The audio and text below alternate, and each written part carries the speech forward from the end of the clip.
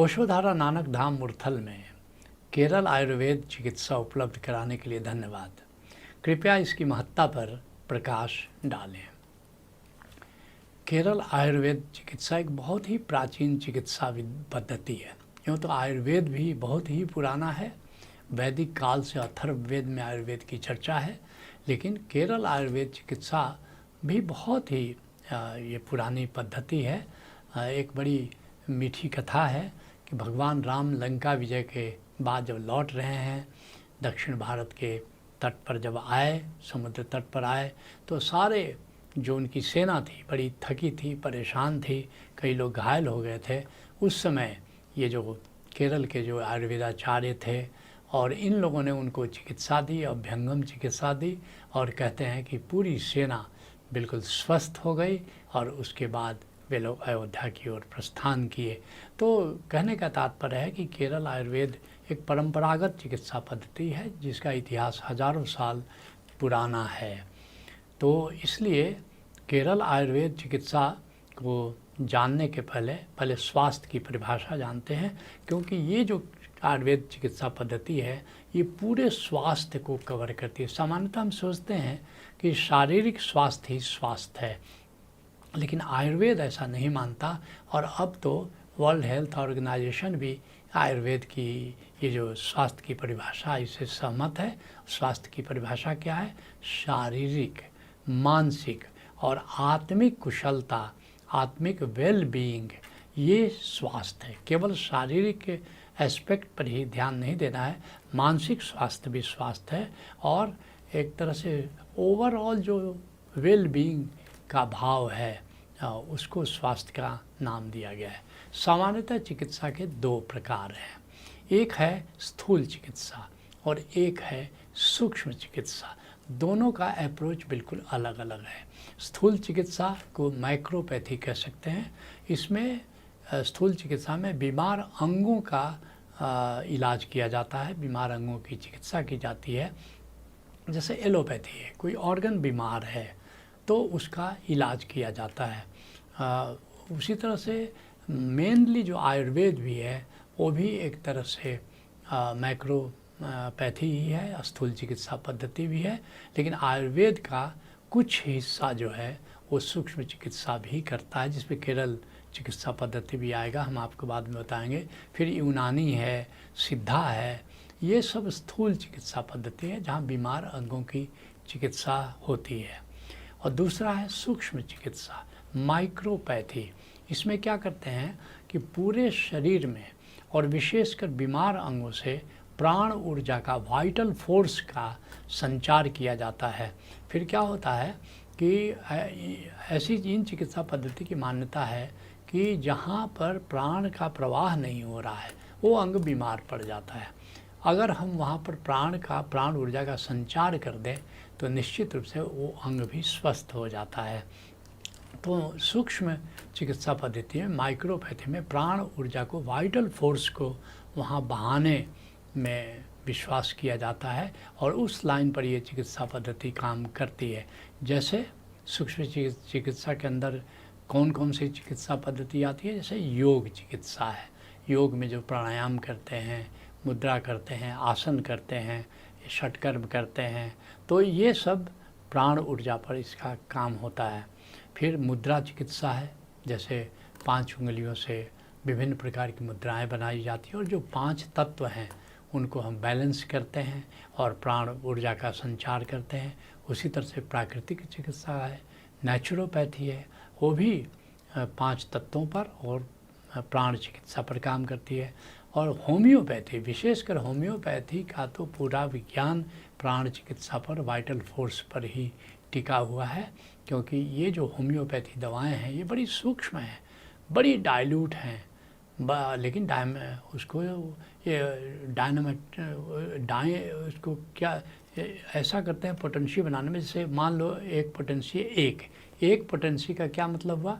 1C उसको बोलते हैं। 1 ग्राम जो औषधि है उसको 100 ग्राम अल्कोहल में मिला करके 40 बार हिलाते हैं तो 1C बनता है। अब 1C का 1 ग्राम और 100 ग्राम अल्कोहल को लेकर के और फिर उसको 40 बार हिलाते हैं। अब ये पहले तो मैनुअली होता था, अब इसको मशीन से करते हैं। अब उसका फिर 1 ग्राम, अब सोचो अगर 200 ऐसे करके जब 12 बनती है तो एवोगाड्रो नंबर को भी पार कर जाती है। अर्थात अब 12 पोटेंसी के बाद उसमें कोई स्थूल पदार्थ उस औषधि का नहीं रह जाता। अब वो सूक्ष्म एक डायनामिक फोर्स कह सकते हो उसका बच जाता है। सामान्यतः होम्योपैथी में मिडिल पोटेंसी यूज़ करते हैं, जैसे 30 यूज़ करते हैं। Higher potency 200 and above, 200, 1 m, 10 m, 50 m। अब उसमें कोई स्थूल पदार्थ तो रहता है, लेकिन कुछ तो रहता है जो वो काम करता है। बल्कि इसके लिए होम्योपैथी को थोड़ा बदनाम भी किया जाता है कि उसमें दवाई तो है ही नहीं, उसमें वाइटल फोर्स को प्रवाहित करने की शक्ति है। तो ये बहुत ही सूक्ष्म चिकित्सा है जो वाइटल फोर्स को, अब कहो वाइटल फोर्स में तो कोई पदार्थ है नहीं, लेकिन वाइटल फोर्स है, प्राण ऊर्जा तो है, चाहे पदार्थ के रूप में उसका अस्तित्व तो नहीं है। तो इसी तरह से होम्योपैथी काम करती है। उस तरह फिजियोथेरापी है।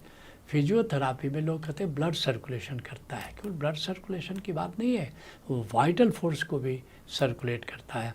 फिर मर्दन चिकित्सा आयुर्वेद का है, मसाज। तो ये मसाज भी लोग कहते हैं ब्लड सर्कुलेशन से ज़्यादा महत्वपूर्ण है कि वो वाइटल फोर्स को सर्कुलेट करता है।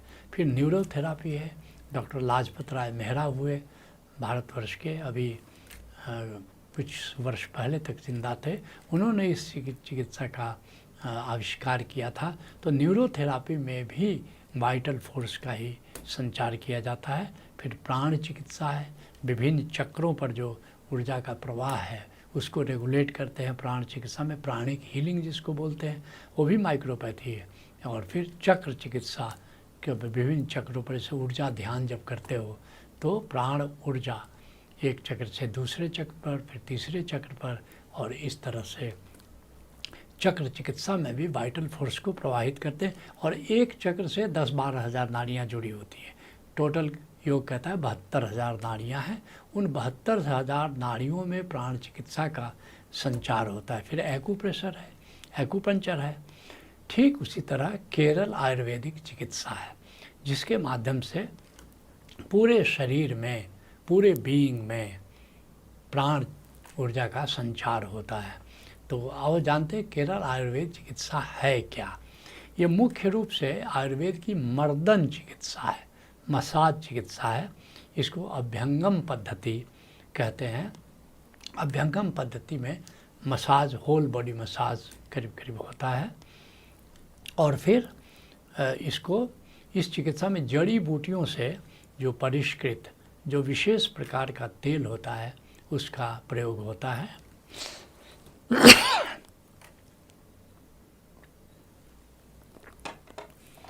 और फिर इसमें जैसे नेचुरोपैथी का भी बहुत कुछ प्रयोग में आता है, जैसे भाप चिकित्सा है, स्टीम थेरापी है। हमारे जो पोर्स हैं, रोम हैं, वो ब्लॉक्ड हो जाते हैं। स्टीम चिकित्सा में, भाप चिकित्सा में उसको पोर्स को खोल देते हैं। और फिर गरम सेक है, उसका भी प्रयोग करते हैं, पोटली मसाज जिसको कहते हैं। फिर आयुर्वेदिक औषधियों का इसमें बहुत ज़्यादा प्रयोग है। इस माध्यम से हम केरल आयुर्वेदिक चिकित्सा करते हैं। और तनाव मुक्ति के लिए शिरोधारा का प्रयोग करते हैं। आपको लेटा करके फोरहेड पर जड़ी बूटी से जो परिष्कृत तेल होता है उसको डालते हैं और उससे बिल्कुल रिलैक्सेशन दे देता है। कितना भी तनाव हो, एक बार शिरोधारा ले लो तो लगता है कि बिल्कुल बच्चे जैसे तनाव मुक्त हो गए। अब तुम्हारा मुख्य प्रश्न है कि इसकी महत्ता क्या है, अर्थात इसका लाभ क्या है।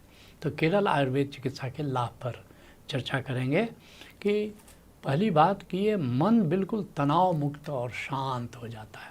1 घंटे अभ्यंगम कराओ या कोई भी किचू है या और विशेष प्रकार की चिकित्सा पद्धतियां हैं, शिरोधारा है, तो बिल्कुल ही स्ट्रेस फ्री हो जाता है। और आज जानते हो आजकल कितना तनाव जीवन में होता है, तो ये तनाव मुक्त करता है और बिल्कुल अशांति दूर कर देता है, बिल्कुल शांत कर देता है। फिर विषैले और विजातीय द्रव्यों से मुक्त कर देता है। इसकी जो चिकित्सा पद्धति इस तरह की है कि आजकल इतना प्रदूषण है वातावरण में, नाना प्रकार के प्रदूषण फैले हुए हैं।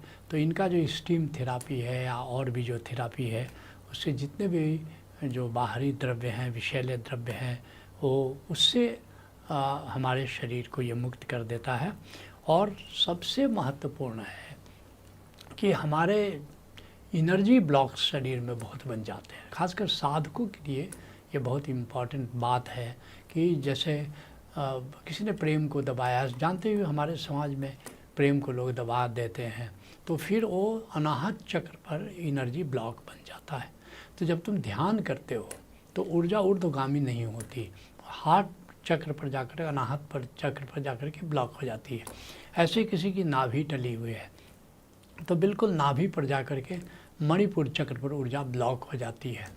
बहुत लोग सेक्स का विचार करते रहते हैं तो उनका स्वाधिष्ठान चक्र पर ही ऊर्जा ब्लॉक हो जाती है। बहुत को तो मूलाधार चक्र पर ही ऊर्जा रहती है, ऊपर उठती ही नहीं है। बहुत लोगों का मन अशांत होता है, स्ट्रेस में रहते हैं तो 5वें चक्र पर उनकी ऊर्जा ब्लॉक हो जाती है। उसी तरह से कई लोग हैं जो कि एक तरफ ही सांस ज़्यादा जिनकी चलती है, सुषुम्ना का स्वर नहीं चलता है, तो आज्ञा चक्र पर जाकर के ऊर्जा ब्लॉक बन जाता है। तो ये जो हम जान सकते हैं कि अधिकतर अपने रंगों को देखते हुए विभ्योर, जो जैसे वायलेट का मतलब हुआ आपकी ऊर्जा सहस्रार पर है, इंडिको का मतलब हुआ, जामुनी का मतलब हुआ आपकी ऊर्जा सामान्यतः आज्ञा चक्र पर है। उस तरह ब्लू रंग सामान्यतः आँख बंद करने पर दिखाई दे तो विशुद्ध चक्र पर है। तो अगर इस तरह देखते हो कि खास रंग से जो कि एक लंबे समय तक वही रंग दिखाई दे, इसका मतलब कि आपकी ऊर्जा किसी चक्र पर, उसी चक्र पर ब्लॉक हो गई है। तो ये दूर करने के लिए केराला जो आयुर्वेदिक चिकित्सा पद्धति है, विशेषकर अभ्यंगम जो उनका है, होल बॉडी मसाज है, वो इस तरह वो मसाज करते हैं कि आपके किसी भी चक्र पर वो ब्लॉक है, वो ब्लॉक को ये दूर कर देते हैं।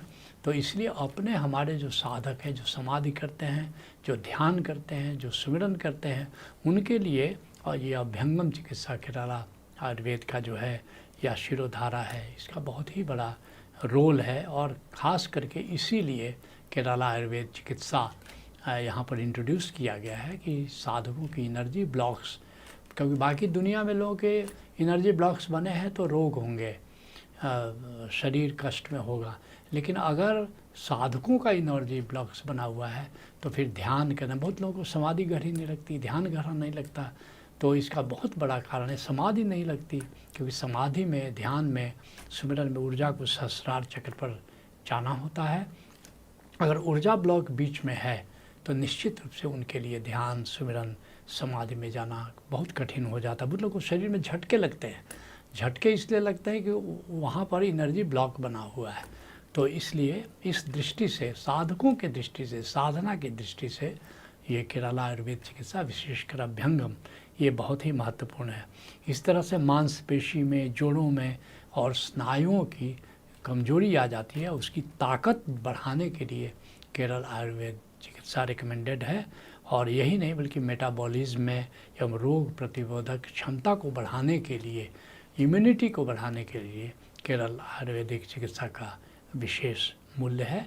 तो इन दृष्टियों से केरल आयुर्वेदिक चिकित्सा यहाँ पर इंट्रोड्यूस की गई है और बहुत सारे हमारे साधक उसका लाभ ले रहे हैं।